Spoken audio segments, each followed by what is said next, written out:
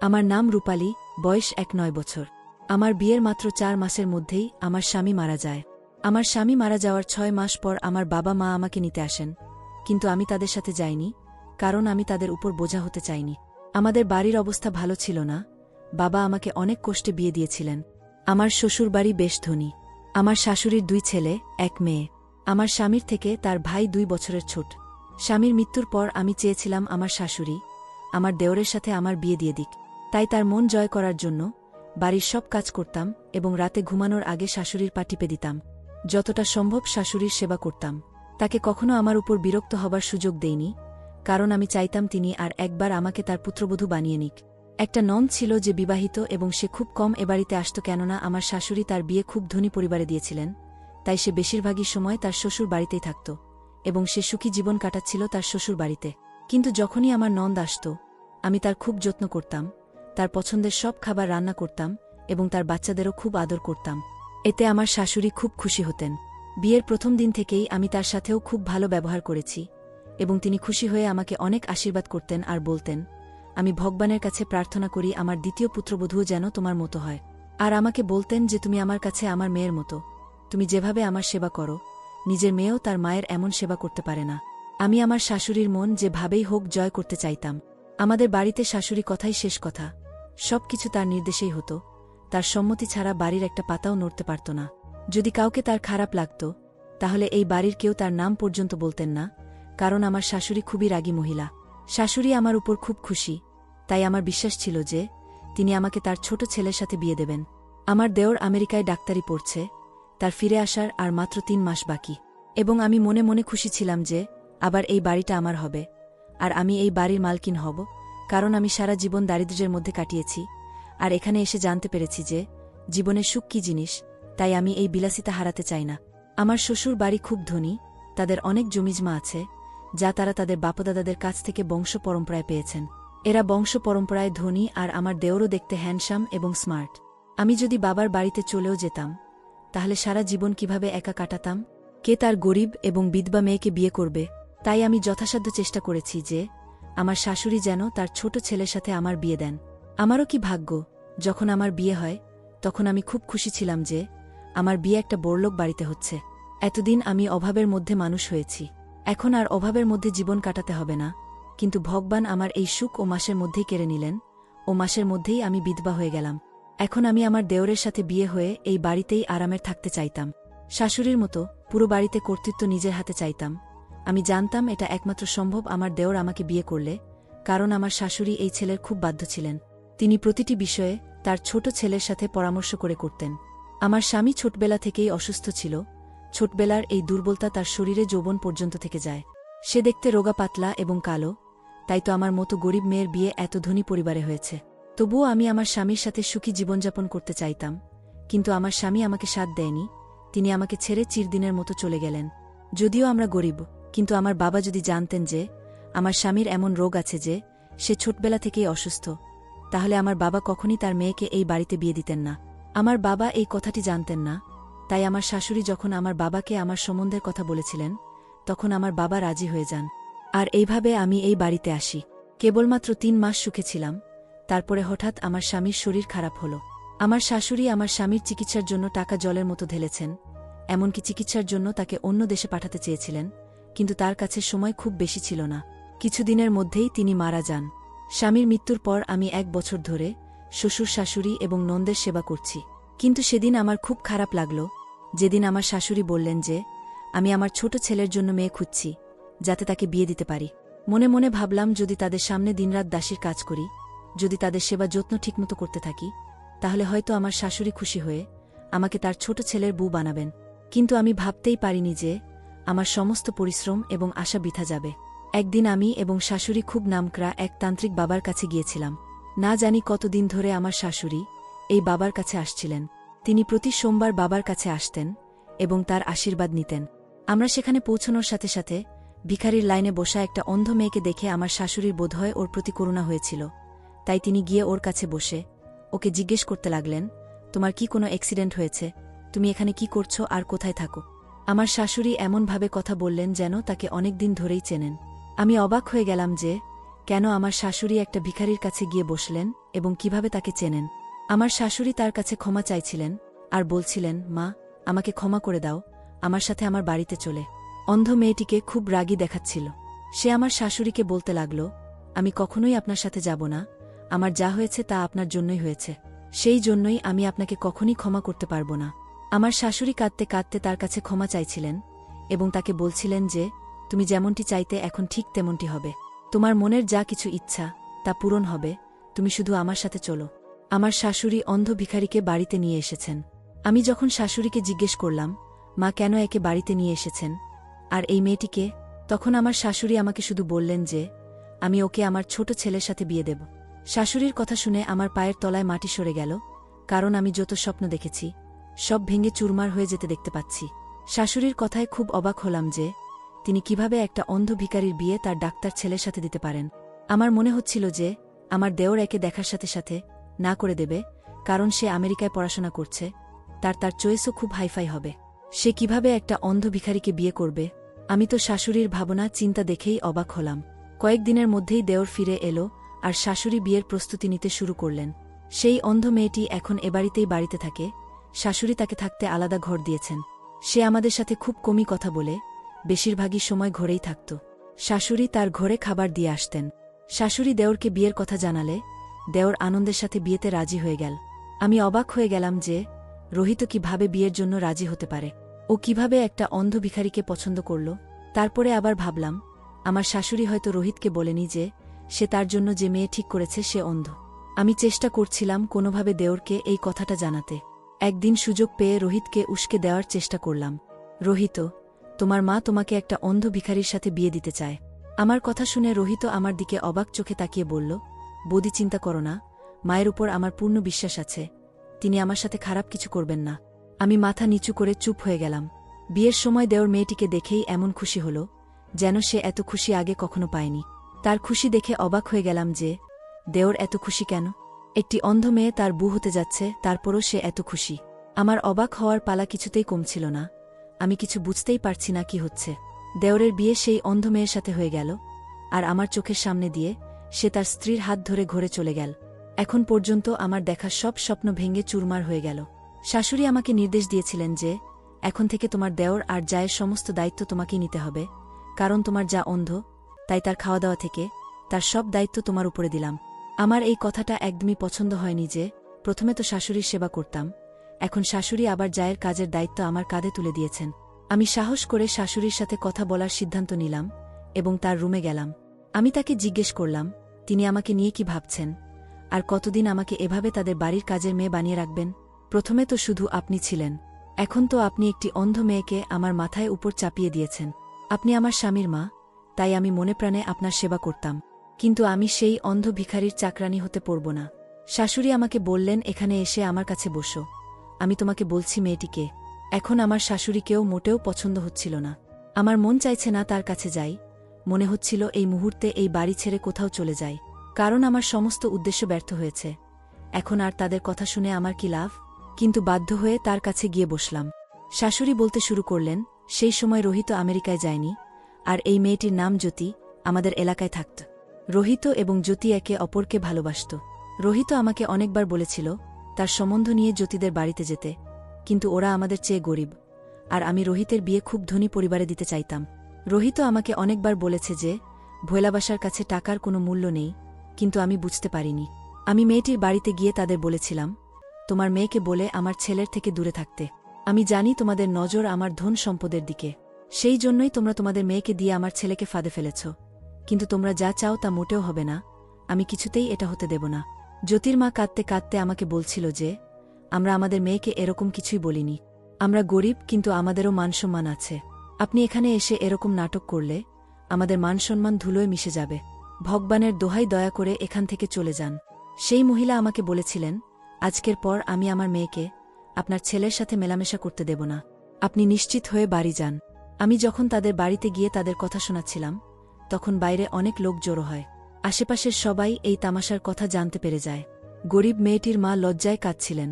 আমি বাড়িতে ফিরে আসার পর রোহিত আমার সাথে মোটেও কথা বলছিল না। আমি তাকে খাবার খেতে ডাকলাম, কিন্তু সে খাবার খেতে চাইল না। রোহিতের এই অবস্থা আমি সহ্য করতে পারছিলাম না, কারণ আগে কখনো এমন হয়নি যে রোহিত আমার সাথে কথা বলেনি এবং আমার কোনো প্রশ্নের উত্তর দেয়নি। রোহিত খুব বাধ্য ছেলে ছিল, আমার একবার ডাকাতেই ছুটে আসত। আর এখন এসব হচ্ছে কারণ মেয়েটি তাকে ফোন করে সব বলে দিয়েছে যে আমি তাদের বাড়িতে গিয়ে পুরো পাড়ার সামনে তার বাবা মাকে অপমান করেছি। পরের দিন সকালে রোহিত যখন বাইরে যাচ্ছিল, আমি জিজ্ঞাসা করলাম কোথায় যাচ্ছ। সে আমাকে বলল যে জ্যোতির সাথে দেখা করতে। আমি তাকে অনেক নিষেধ করলাম, তাকে বললাম যে আমি তাকে কখনো ওই গরিব বাড়ির মেয়ের সাথে বিয়ে দেব না। ওদের নজর শুধু আমাদের ধনসম্পদের দিকে, যা তুমি দেখতে পাচ্ছ না। আমার এসব কথা শুনেও রোহিত বাইরে চলে গেল, সে আমার কথার কোনো উত্তর দিল না। কিছুক্ষণ পর যখন সে ফিরে এল, তখন সে জোরে জোরে কাঁদছিল আর রুমে গিয়ে সেখানে রাখা সবকিছু ভেঙে তছনছ করে দিল। মনে হচ্ছিল যেন ওর মাথায় পাগলামির ভূত চেপেছে। আমি ওর রুমের দরজায় ধাক্কা দিলাম, কিন্তু ও কোনো উত্তর না দিয়ে রুমের ভিতরেই থাকল। সারাদিন খাবার খেল না। আমি রোহিতের এই অবস্থা মোটেও সহ্য করতে পারছিলাম না, কারণ আমি তার মা, আমি তাকে নিজের জীবনের চেয়েও বেশি ভালোবাসতাম। বড় ছেলে আগে থেকেই অসুস্থ, কিন্তু আমি আমার এই ছেলেকেও হারাতে চাইনি। আমি মেয়েটিকে ফ্যামিলি সহ শহর থেকে বের করে দিতে চাই, কারণ আমার মনে হচ্ছিল যে তারা যদি এখান থেকে চলে যায় তবে রোহিতের সাথে মেয়েটির যোগাযোগ থাকবে না, এরপরে ধীরে ধীরে তাকে ভুলে যাবে এবং সবকিছু ঠিক হয়ে যাবে। সেদিন রোহিত রুমে থেকে বের হয়নি। আমি আবার মেয়েটির বাড়িতে যাই এবং মেয়েটির বাবা মাকে বলি যে আপনারা এই শহর ছেড়ে দূরে কোথাও চলে যান, বিনিময়ে তোমরা যত টাকা চাইবে আমি দেব। শুধু আপনার মেয়েকে বলুন আমার ছেলেকে জীবন থেকে সরে যেতে। তখনই জ্যোতি ঘর থেকে বের হয়ে এসে আমাকে বলতে লাগল, আপনি নিশ্চিত থাকুন, আমি কখনই আপনার ছেলের সাথে দেখা করব না। রোহিত কালো আমার সাথে দেখা করতে এসেছিল, কিন্তু আমি তাকে বাড়ি ফেরত পাঠিয়ে তার সাথে সম্পর্ক চিরতরে শেষ করে দিয়েছি। জ্যোতি আমাকে বলল, আমরা আপনাদের টাকা চাই না, আমরা আগেই ভেবে নিয়েছি যে আমরা এই শহর ছেড়ে আজ রাতেই চলে যাব। আপনার ছেলেকে আমাদের পিছন না নিতে এবং আমাদের শান্তিতে থাকতে দিতে বলবেন। আপনার ছেলেই আমার পিছনে পড়েছিল। সে আমাকে সবসময় বলতো যে আমি বিয়ে করলে শুধু তোমাকেই করব, কিন্তু আমি তাকে বলেছিলাম যে আমি তোমাকে কখনই বিয়ে করব না, কারণ আমি জানতাম যে এমন কিছু হবে, কারণ আপনাদের চোখে টাকা আর টাকার জোরে ক্ষমতা এবং খ্যাতি আপনাদের প্রিয়। আপনার ছেলে কিসে সুখী হবে তাতে আপনার কিছুই যায় আসে না। আমি যতই রোহিতের থেকে দূরে থাকতাম, রোহিত ততই আমার কাছে আসার চেষ্টা করত, আর তারপরে আমিও একই ভুল করলাম যে আমিও ধীরে ধীরে তার প্রেমে পড়তে শুরু করলাম। রোহিত আমাকে বলতো যে তুমি চিন্তা করো না, মা আমাকে খুব ভালোবাসেন এবং অবশ্যই আমার সুখের জন্য মেনে নেবেন। আমি দুঃখিত যে রোহিতের ধারণা এত বড় ভুল যে তার মা তার সুখের জন্য সবকিছু মেনে নেবেন। আমি জ্যোতিকে বললাম, আমাকে কিছু বোঝানোর দরকার নেই, যত তাড়াতাড়ি সম্ভব শহর ছেড়ে বেরিয়ে পড়ো। এই বলে বাড়িতে ফিরে দেখি রোহিতের অবস্থা খারাপ। ভেবেছিলাম এটা কয়েক দিনের ব্যাপার, ধীরে ধীরে ঠিক হয়ে যাবে এবং জ্যোতিকে ভুলে যাবে, কিন্তু সেরকম কিছুই হল না। দিন দিন রোহিতের অবস্থা খারাপ হচ্ছিল, সে খাওয়া দাওয়া একেবারেই বন্ধ করে দেয়। এরপর একদিন রোহিত অজ্ঞান হয়ে পড়ে এবং অজ্ঞান অবস্থাতেই জ্যোতির নাম বারবার বলছিল। সেদিন আমি বুঝতে পারলাম, যদি জ্যোতির সাথে আমার ছেলের বিয়ে দিতাম তাহলে আজ এই অবস্থা হতো না। রোহিতকে হাসপাতালে ভর্তি করানো হলো। যেদিন রোহিতের জ্ঞান ফিরল, সে কাঁদছিল আর বলেছিল যে মা আমাকে জ্যোতির কাছে যেতে হবে, ভগবানের দোহাই আমাকে জ্যোতির সাথে দেখা করিয়ে দাও, আমি ওকে ছাড়া মরে যাব। আমি ওর সাথে দেখা করতে চাই, কিন্তু ও নিজেই আমার সাথে দেখা করতে চায় না। আমি ওর সাথে দেখা করতে গিয়েছিলাম, কিন্তু ও আমার সাথে সমস্ত সম্পর্ক শেষ করে দেয়, আর ও আমাকে ছেড়ে না জানি কোথায় চলে গেছে। এখনও রোহিত জানত না যে আমি তাকে শহর থেকে চলে যেতে বলেছি। রোহিত সেই দিনের কথা বলছিল যেদিন সে জ্যোতির সাথে দেখা করতে গিয়েছিল, আর সেদিনই জ্যোতি শহর ছেড়ে চলে গিয়েছিল। আমি রোহিতকে বুঝিয়ে বললাম, বাবা, সব ঠিক হয়ে যাবে, তুই তাড়াতাড়ি সুস্থ হ, তারপরে আমি নিজে মেয়ের বাড়িতে তোর সম্বন্ধ নিয়ে যাব। আমি তোকে কথা দিচ্ছি জ্যোতির বিয়ে তোর সাথেই দেব। ও নিশ্চয়ই কোথাও ওর আত্মীয়ের বাড়িতে বেড়াতে গেছে, কয়েকদিনের মধ্যেই ফিরে আসবে, চিন্তা করিস না। মাথা নিচু করে রোহিতকে এসব কথা বললাম। এই কথা শুনে রোহিত খুশি হয়ে গেল। এরপর কিছুদিনের মধ্যেই সে সুস্থ হয়ে ওঠে। বাড়িতে ফিরে রোহিত আবার জ্যোতির সাথে দেখা করতে যায়, কিন্তু হতাশ হয়ে বাড়ি ফিরে আসে। রোহিত আমাকে বলল, মা, এখন তো তুমিও রাজি, তারপর কেন জানি না ওরা সবাই এই শহর ছেড়ে অন্য কোথাও চলে গেছে, আর ওদের নম্বরও বন্ধ। আমি ওদেরকে কোথায় খুঁজব? এলাকার অনেককে জিজ্ঞেস করেছি, কিন্তু কেউ জানে না ওরা কোথায় গেছে। কিন্তু আমি রোহিতকে বলিনি যে তারা আমার কারণেই শহর ছেড়েছে, কারণ তারা কোথায় গেছে তা আমিও জানি না। রোহিত পুরো 6 মাস ধরে জ্যোতিকে খুঁজছে, কিন্তু তাকে কোথাও পেল না। অবশেষে রোহিত হতাশ হয়ে মেনে নিল যে সে আর জ্যোতিকে খুঁজে পাবে না। তারপর রোহিত সিদ্ধান্ত নিল যে সে এই দেশ ছেড়ে চলে যাবে এবং আর কখনো ফিরে আসবে না। রোহিতের এই কথা শুনে আমার খুব কষ্ট হয়েছিল। নিজের কৃতকর্মের জন্য খুব খারাপ লাগছিল। আমি যদি ওর বিয়ে জ্যোতির সাথে দিতাম তাহলে অন্তত আমার ছেলে আমার চোখের সামনে থাকত এবং সে কখনই দেশ ছেড়ে যেত না। আমি রোহিতকে বোঝানোর অনেক চেষ্টা করেছি, আটকানোর অনেক চেষ্টা করেছি, কিন্তু সে আমার কোনো কথা শোনেনি। উল্টে আমাকে বলল যে আমি জ্যোতিকে ছাড়া এখানে থাকতে পারবো না। এখানে থাকলে আমার জ্যোতির কথা মনে পড়বে। এটা কোনোভাবেই সম্ভব না যে আমি এই শহরে থাকব আর যাওয়া আসার পথে জ্যোতির বাড়ির দিকে তাকালে তার স্মৃতি আমাকে কষ্ট দেবে না। এখানে আমার বেঁচে থাকাই কষ্টকর। এই কথা বলেই রোহিত খুব কাঁদছিল। আর আমি যা করেছি তার জন্য আমি আফসোস করছিলাম যে আমার একগুঁয়েমির কারণে আমি আমার ছেলের সুখ কেড়ে নিয়েছি। আমি যদি জ্যোতির সাথে তার বিয়ে দিতাম তাহলে সে আজ কত সুখী হতো। ছেলের এই অবস্থার জন্য শুধুমাত্র আমি নিজেই দায়ী।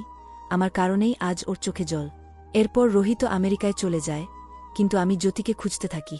আমি জ্যোতির সমস্ত আত্মীয়দের বলেছিলাম যে জ্যোতির সম্পর্কে কিছু জানতে পারলে আমাকে অবশ্যই জানাবেন, কিন্তু আশ্চর্যের বিষয় হল কেউ তাদের সম্পর্কে কিছুই জানে না।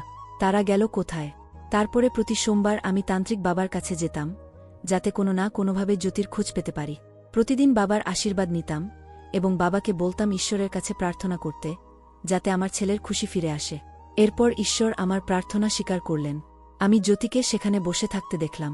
তাকে সেখানে দেখে খুব খুশি হয়েছিলাম এবং বাড়িতে নিয়ে এসে জানতে পেরেছিলাম যে তারা এই শহর ছেড়ে মুম্বাই যাওয়ার সময় রাতে একটি বড় অ্যাক্সিডেন্ট পড়ে এবং তার বাবা মা এই অ্যাক্সিডেন্টে তাকে একা ফেলে রেখে পরেলাইক যাত্রা করেন। মা বাবা মারা যাওয়ার পর জ্যোতি সম্পূর্ণ একা হয়ে পড়ে। এই দুর্ঘটনায় তার চোখ দুটি হারিয়ে ফেলে। এটা শুনে আমিও কাঁদতে লাগলাম, কারণ আমার জন্যই তার সাথে এসব হয়েছে। আমি তাদের এই শহর ছাড়তে বলেছিলাম। আমি যদি এটা না করতাম তাহলে তাদের সাথে এত বড় অ্যাক্সিডেন্ট ঘটতি না। তাই আমি সিদ্ধান্ত নিলাম জ্যোতির বিয়ে অবশ্যই রোহিতের সাথে দেব।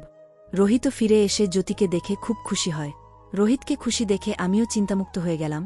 আমার অর্থের কোনো অভাব নেই, আমার কাছে ভগবানের দেওয়া সবকিছুই ছিল। কিন্তু আমার ছেলে যখন খুশি নয় তখন আমি এই সম্পদ দিয়ে কি করব? আর মা, আমি জানি তুমি মনে মনে কি চাইতে। আর সত্যিই যদি আমার ছেলের জীবনে জ্যোতি না থাকত তবে আমি তোমাকে রোহিতের স্ত্রী বানাতাম। কিন্তু আমি অসহায়, তুমি যা চাও আমি তা করতে পারব না।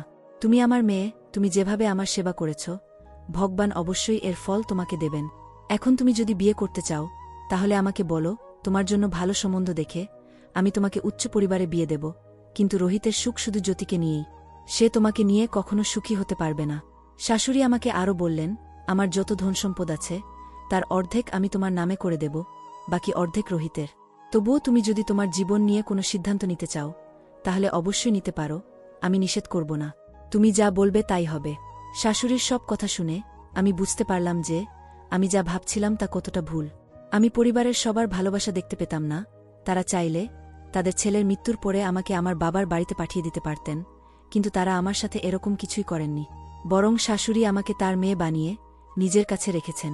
শাশুড়ি আরও বললেন, মা, আমার অসুস্থ ছেলের সাথে তোমার বিয়ে দিয়ে আমি তোমার জীবন নষ্ট করেছি বলে তোমার মনে কোনো একখাভ রেখো না। আমি আমার বড় ছেলেকে তোমার সাথে বিয়ে দিয়েছি কারণ ডাক্তার আমাকে আশা দিয়েছিলেন যে আমার ছেলে সুস্থ হয়ে যাবে, কিন্তু আমি জানতাম না যে তার জীবন একদিনের। সব কথা শুনে আমি শাশুড়িকে বললাম যে মা, এখন আমি আমার সারা জীবন আপনাদের সঙ্গেই থাকব। এ বাড়িতে এত সুখ পাব কখনো ভাবিনি। আপনি আমাকে যা দিয়েছেন তা আমার জন্য অনেক, আমি এর বেশি চাই না। আমার শাশুড়ি আমাকে জড়িয়ে ধরে বললেন যে তুমি আমার মেয়ে, তুমি সবসময় আমার মেয়েই থাকবে। শাশুড়ির এই কথা শুনে আমি খুব খুশি হলাম এবং শাশুড়িকে বললাম, মা, আমি রোহিত ও তার বুকে তাদের ঘরে খাবার দিতে যাচ্ছি। শাশুড়িকে আরও বললাম, এখন আপনি ওদের দুজনকে নিয়ে একটু চিন্তা করবেন না, আমি আমার জায়ের যত্ন নেব। তার চোখ নেই তো কি হয়েছে, সে আমার বোনের মতো, আমি তাকে কখনই বুঝতে দেব না যে সে দেখতে পায় না। শাশুড়ি আমার মাথায় হাত রেখে আমাকে আশীর্বাদ করে বললেন, মা, আমি তোমার কাছ থেকে এটাই আশা করেছিলাম। আমি যখন খাবার নিয়ে রোহিতের রুমে গেলাম তখন রোহিতের রুমে আরও ৩ জন ডাক্তার বসেছিলেন এবং রোহিত তাদের সাথে জ্যোতির সম্পর্কে কথা বলছিল যে এই সেই মেয়ে যার কথা আমি তোমাদের সবসময় বলতাম। এর নাম জ্যোতি, যাকে আমি খুব ভালোবাসি। আজ ভগবানের কৃপায় আমি জ্যোতিকে পেয়েছি। ওকে পেয়ে আমি খুব খুশি। আমি তো আমার ভাগ্যকে বিশ্বাস করতে পারছি না যে আমি আমার ভালোবাসা পেয়েছি। রোহিতের ডাক্তার বন্ধুরা জ্যোতির অনেক প্রশংসা করছিল এবং জ্যোতি প্রশংসারই যোগ্য, কারণ সে খুব সুন্দরী। রোহিতের ডাক্তার বন্ধুরা জ্যোতিকে নিয়ে আমেরিকাতে আসতে বলল। সেখানে অপারেশন করলে জ্যোতির চোখের জ্যোতি আবার ফিরে আসবে, ওর দৃষ্টিশক্তি আবার ফিরে আসবে শুনে আমি খুব খুশি। এরপর আমরা দুই যা মিলে আনন্দের সাথেই এই বাড়িতে থাকব।